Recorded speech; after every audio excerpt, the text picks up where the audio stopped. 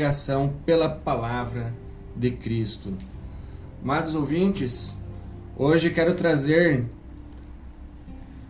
um texto que está no capítulo 5 de Paulo aos Romanos, capítulo 5, do verso 6 ao 11. Aquele que puder, esteja com a Bíblia em mão e nos acompanhe. Se puder, tome nota para ser como os de Bereia. Assim diz a palavra: porque Cristo, quando nós ainda éramos fracos, morreu a seu tempo pelos ímpios. Dificilmente alguém morreria por um justo, pois poderá ser que pelo bom alguém se anime a morrer. Mas Deus prova o seu próprio amor para conosco, pelo fato de ter Cristo morrido por nós, sendo nós ainda pecadores. Logo, muito mais agora, sendo justificados pelo seu sangue, seremos salvos por ele da ira. Porque se nós, quando inimigos, fomos reconciliados com Deus, mediante a morte do seu Filho, muito mais, estando já reconciliados, seremos salvos pela sua vida. E não apenas isto, mas também nos gloriamos em Deus, por nosso Senhor Jesus Cristo, por intermédio de quem recebemos agora a reconciliação. Amém? Vamos orar, queridos. Pai, muito obrigado pela tua palavra. Sabemos que somente a leitura da tua palavra já fala ao nosso coração, Senhor, e que esta palavra possa chegar ao coração e mente de cada pessoa que neste momento ouve a tua palavra, Senhor. Fale com cada um, Senhor, e nos dê graça para aplicarmos a tua mensagem. Em nome de Jesus. Amém. Queridos, quero trazer algumas verdades sobre a morte de Jesus. Antes disso, quero falar um pouco da Epístola de Paulo aos Romanos. O tema desta epístola é a salvação somente pela graça, especialmente a justificação somente pela fé e a imputação da justiça de Jesus Cristo a todos os que creem. E qual é o propósito? Firmar a confiança do crente na justiça de Deus, imputada somente por meio de Cristo, somente para a glória de Deus e para a unidade da igreja. Então vamos ver algumas verdades sobre a morte do nosso Senhor no capítulo 5 de Paulo aos Romanos. Em primeiro lugar, primeira verdade que aprendemos com esse texto, que a morte de Jesus ocorreu no seu tempo determinado por Deus. Versículo 6, parte A diz: porque Cristo, quando nós ainda éramos fracos, morreu ao seu tempo. Então, no tempo de Cristo, no tempo de Deus, ele se entregou por nós. Ele cumpriu seu ministério cabalmente, como diz ali em Timóteo, o nosso Senhor. Então, ele veio, se encarnou, desceu da sua glória e habitou entre nós, cheio de graça e de verdade. Louvado seja o Senhor. Então, no devido tempo, Jesus se entregou por nós. Esta morte não foi um improviso.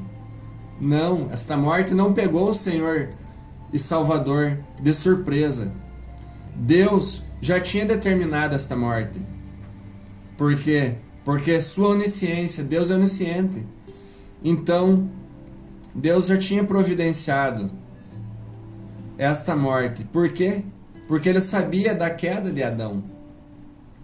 Deus não determinou, mas ele já sabia em sua onisciência. Então, através da queda, do pecado que Adão cometeu lá no Éden, aí Deus providenciou o quê? A morte, a provisão para a nossa salvação. Romanos, capítulo 4, versículo 25 diz: o qual, Jesus está falando, foi entregue por causa das nossas transgressões e ressuscitou por causa da nossa justificação. Então Deus não é pego de surpresa. Deus já tinha providenciado. Não foi a cruz que providenciou a graça. Foi a graça que providenciou a cruz. A graça de Deus, o amor de Deus. Então a morte de Jesus ocorreu no tempo determinado por Deus. Segunda verdade, queridos, que aprendemos neste capítulo desta carta maravilhosa, para mim é a melhor, todas são melhores, né? Mas para mim é uma carta que me enriquece cada vez que eu leio e releio, e cada vez eu vejo algo diferente e aprendo algo diferente em Romanos. Então aprendemos que, em segundo lugar, a morte de Jesus se deu em favor de quem? Dos ímpios. Vamos ver versículo 6, parte B. Porque Cristo, quando nós ainda éramos fracos, morreu a seu tempo por quem? Pelos ímpios. Ora, como assim? Morreu pelos ímpios? Que amor é esse? Morrer por pessoas ímpias, pessoas más.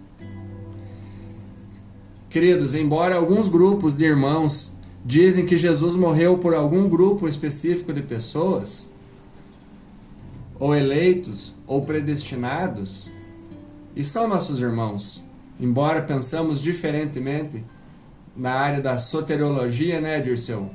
Mas Jesus não morreu por algo ou alguém específico, não. Só que veja bem, o fato de Jesus ter morrido por toda a humanidade não quer dizer que ele salva automaticamente toda a humanidade. E por que não, irmão? Porque se eu disser que ele salva a todos sem exceção, nós vamos cair na heresia do quê?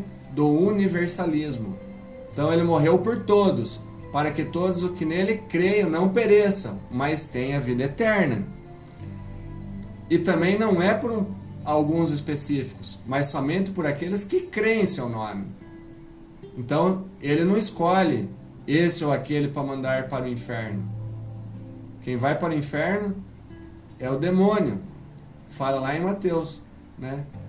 Lançarei para o inferno o diabo e seus anjos. Agora o ser humano vai por escolha própria, porque você tem a opção, você tem a oferta do evangelho, você tem a graça. Por quê? Porque Cristo morreu por você sendo um ímpio. Ele te dá oportunidade de salvação.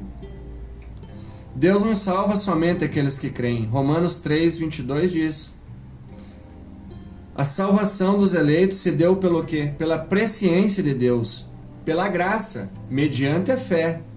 Como diz Romanos 8, dos versos 28 a 30, 1 de Pedro, capítulo 1, versículo 2. Mas agora, não me interessa, nem para mim, nem para você que me acompanha, o que pensa grupo A, grupo B, denominação A, denominação B. Não. O que a Bíblia diz? Nós pregamos a palavra de Deus. Como eu falo, eu tenho que ser um cristão. O que você é? Um cristão bíblico. Ponto. Fundamentalista. Por quê? Fundamentado na palavra de Deus. Lemos a Escritura, interpretamos daquilo que a Bíblia diz. A Escritura interpreta a Escritura. Não eu interpreto segundo a minha denominação ou o meu pensamento. Então não interessa para nós o que A ou B pensam, mas o que a palavra de Deus diz através da Bíblia. Então vemos que ela nos ensina, como o Salmo 51, o que diz lá em Salmo 51? Todos nascem em pecado. Romanos 3:23. Todos pecaram e destituídos estão do que? Da glória de Deus. Então é todos, não é A ou B, não é esse grupo ou aquele. São todos. Não há um justo sequer. Não há quem entenda. Então, por quem Cristo morreu? 2 de Pedro, capítulo 2, verso 1 diz: pelos falsos mestres. Efésios 5:25. Morreu pela igreja. Romanos 5:6. Já lemos, pelos ímpios. Mateus 20, versículo 28. Morreu por muitos. Morreu por todos. Mas para que você tenha salvação, você tem que crer como Ele, seu único e suficiente Salvador. O que mais aprendemos em Romanos capítulo 5? A terceira verdade que aprendemos sobre a morte de Jesus. A morte de Jesus contrariou a lógica humana. Lemos ali no versículo 7. Dificilmente alguém morreria por um justo, pois poderá ser que pelo bom alguém se anime a morrer. Ora, talvez você morra por um justo, por uma pessoa boa. Você entre na frente de uma bala perdida para salvar um ente querido, uma pessoa justa. Talvez. É muito raro. Então aqui vemos dois exemplos que Paulo nos expõe nesta epístola. São dois exemplos do que? De atitudes autossacrificiais. A partir do que? De uma lógica humana. Segundo Paulo, pessoas podem até morrer por outras pessoas, mas essa atitude é muito rara. Morrer por um justo. Agora o segundo exemplo. Será que poderá alguém morrer pelo bom? Será que alguém se anima a morrer pelo bom? Às vezes a pessoa é boa, o irmão é bom na igreja, ajuda, não tem maldade, não faz mal para ninguém. Mas talvez alguém se anime a morrer pelo bom. Poderá ser.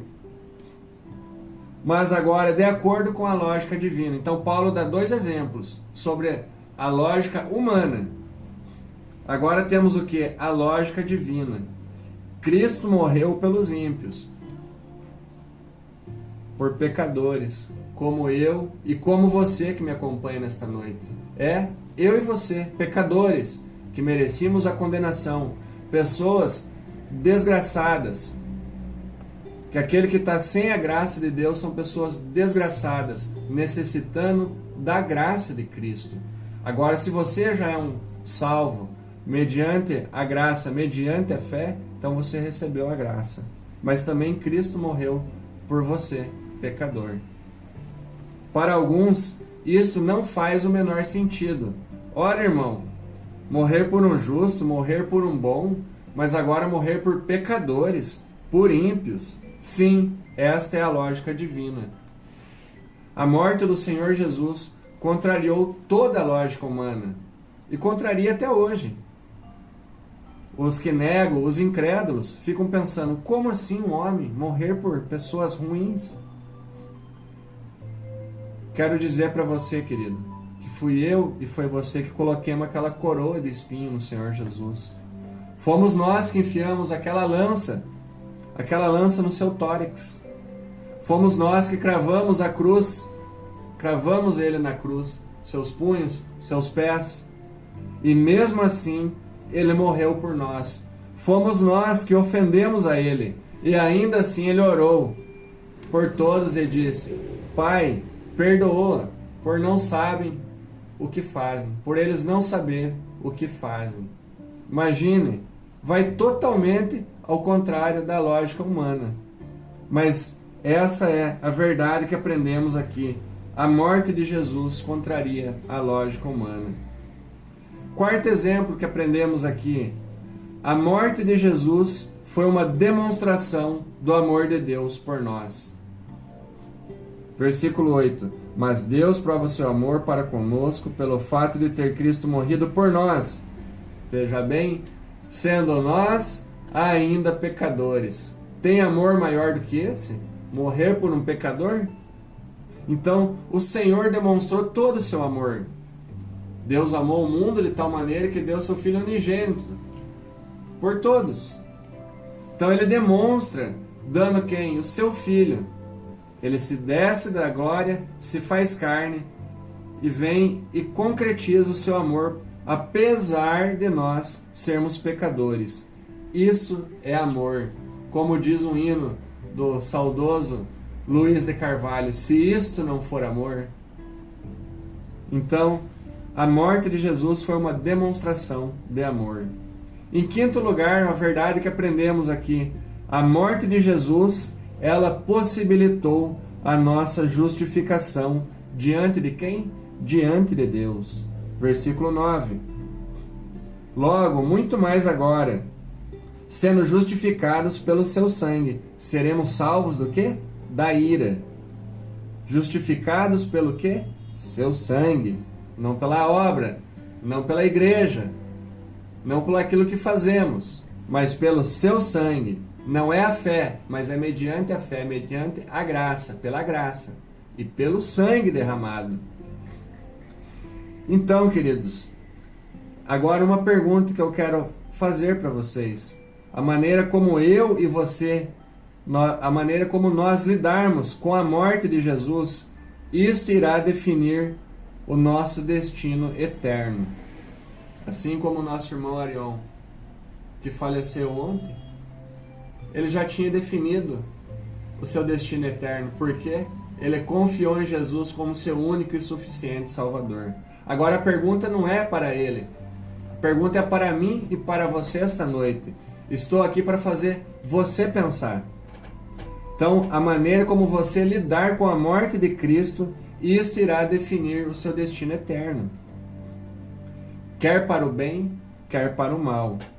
Se cremos, somos salvos. Se não cremos, já somos condenados. Isso está lá no Evangelho de João, capítulo 3, versículo 18. Ah, mas isso é pensamento do irmão. Não, é a Bíblia que diz. Se você acha, lute contra a Bíblia. Se você diz que crê na Bíblia, então vá contra ela. Porque é ela que diz, aquele que não crê já está condenado. Jesus um dia fez uma pergunta para seus discípulos. Fez lá em Mateus capítulo 16, verso 13 e 15. Ele fez a pergunta assim para os seus discípulos. Indo Jesus para o lado de Cesareia de Filipe, perguntou aos seus discípulos: quem diz o povo ser o Filho do Homem? E eles responderam: uns dizem João Batista, outros Elias, outros Jeremias ou algum dos profetas. Mas ele continuou: e vocês, quem dizem que eu sou? Você que me acompanha nesta noite, quem é Jesus para você? Ou melhor, quem é Jesus para mim? Faça essa pergunta no seu coração. Não olhe para a sua religiosidade. Esquece isso. Esquece sua denominação. Faça a pergunta. Quem é Jesus para mim? Você pode responder esta pergunta como Pedro respondeu? Se você souber responder, isso vai definir a sua eternidade, quer para o bem, quer para o mal. Então, a sexta verdade agora que aprendemos em Romanos, a morte de Jesus possibilitou nossa salvação da ira de Deus. Por ele seremos salvos da ira. Versículo 9, parte B. Hoje, sabe Dirceu, sabe Joelma e querido ouvinte, estão colocando um Deus customizado, um Deus personalizado, um Deus ao gosto do público, Dirceu. Eles pegam e falam, não, Deus para mim é desse jeito, eu coloco Deus desta forma, ele vai formando Deus no pensamento dele. E está sendo pregado em púlpitos, infelizmente, é triste falar. Pregado na rua, então estão colocando um Deus que faz o quê? Prega ao gosto do público. Mas um Deus que não passa pano para pecadores. O Deus que nós servimos, ele não passa pano para pecadores. Mas apesar de pecadores, ele nos dá a sua graça. Só que esse povo esquece que um dia o Senhor derramará a sua ira. Está lá em Apocalipse, capítulo 6, versos 16 e 17. A ira de Deus é santa. A ira de Deus é justa. Mas para você não cair na ira de Deus, para você não for aplacado pela ira de Deus, você pode chegar a Cristo Jesus. Essas pessoas que negam e falam sobre um Deus customizado, eles esquecem de citar o capítulo 3, versículo 36 do Evangelho de João. Ou esquecem ou não querem citar, que diz assim: por isso, quem crê no Filho tem a vida eterna. O que todavia se mantém rebelde contra o Filho não verá a vida, mas sobre ele permanece a ira de Deus. Então, não brinque com a ira de Deus. Não brinque com o nome do Senhor. Volte-se para ele enquanto é tempo. Então, vamos ver a sétima verdade sobre a morte de Jesus. A morte de Jesus nos reconciliou com Deus.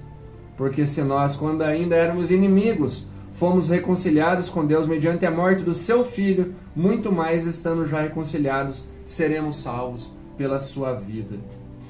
Uma melhor tradução diria assim: seremos salvos em sua vida. Então, pela morte de Cristo, nós podemos ser reconciliados por Deus. Ele morreu, Paulo diz. Ó, Jesus morreu. Mas agora ele fala, Jesus ressuscitou. Quando ainda nós servíamos ao mundo, nós éramos inimigos de Deus. Mas agora, por meio da graça, mediante a fé, somos reconciliados. Por meio de quem? De um único e suficiente mediador entre Deus e os homens, como diz lá em 1 Timóteo, capítulo 2, versículo 5. Oitava verdade que aprendemos sobre a morte de Jesus no capítulo 5 de Romanos. A morte de Jesus fez com que nos gloriássemos em Deus, versículo 11.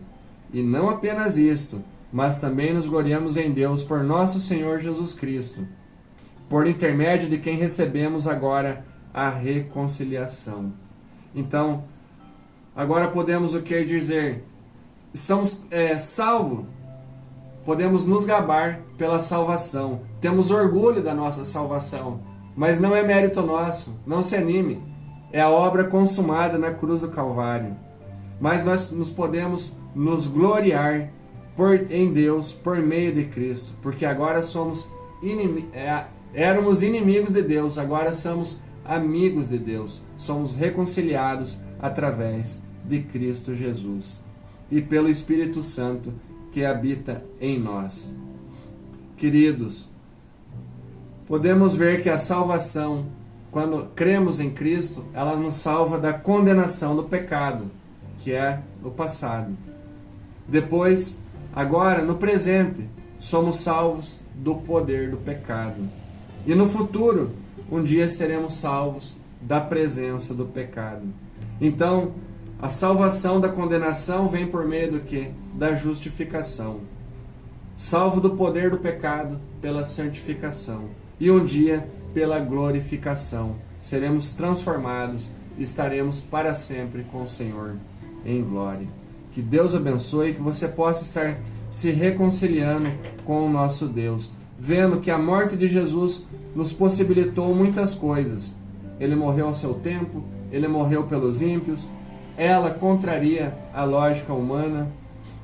A morte de Jesus mostra o seu amor para conosco, nos salva da ira, nos reconcilia com Jesus e com ela podemos nos gloriar em Cristo. Amém?